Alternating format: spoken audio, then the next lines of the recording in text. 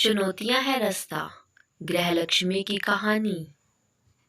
लखनऊ के इंदिरा नगर में अपने मम्मी पापा के साथ अभ्युदय भी गर्मियों की छुट्टियों में फिरोजाबाद चुबन्ना मोहल्ला नाना के यहाँ घूमने आया। एक दिन की बात है, अभ्युदय उछलते कूदते नाना के पास पहुंचा और बड़े गर्व से बोला, नाना जी, जब मैं बड़ा हो जाऊंगा तब मैं एक सफल इंजीनियर बनूंगा। क्या आप सफल इंजीनियर होने के कुछ उपाय मुझे बता सकते हैं? नाना जी अभ्युदय का हाथ पकड़कर उसे हवेली के करीब स्थित पौधेशाला ले गई।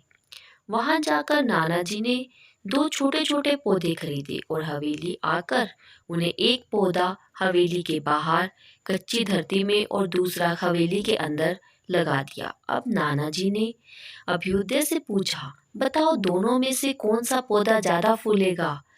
अभ्युदय बोला, घर के अंदर वाला पौधा, क्योंकि वो खतरे से सुरक्षित है, जबकि बाहर वाला पौधे को धूप, आंधी और जानवरों से भी खतरा है। नाना जी बोले, चलो देखते हैं आगे क्या होता है।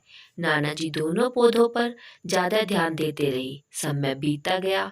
3-4 साल बाद जब अभ्युदय फिर से नाना घर यहाँ घूमने आया, तब नाना जी ने बोला, नाना जी, पिछली बार मैंने आपसे इंजीनियर में सफल होने के कुछ उपाय मांगे थे।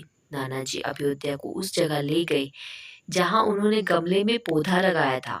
अब वह पौधा एक पेड़ में बदल चुका था। अभ्युदय बोला, देखा नाना जी, मैंने कहा था कि ये पौधा ज्यादा सफल होगा। नाना जी बोले, अरे पहले बाहर वाले पौधे का हाल तो देख लो। नाना जी अभ्युदय को बाहर ले गए। बाहर एक विशाल पेड़ गर्व से खड़ा था। उसकी शाखाएं दूर दूर तक फैली थी और छांव में खड़े राहगीर आराम से बातें करते थे।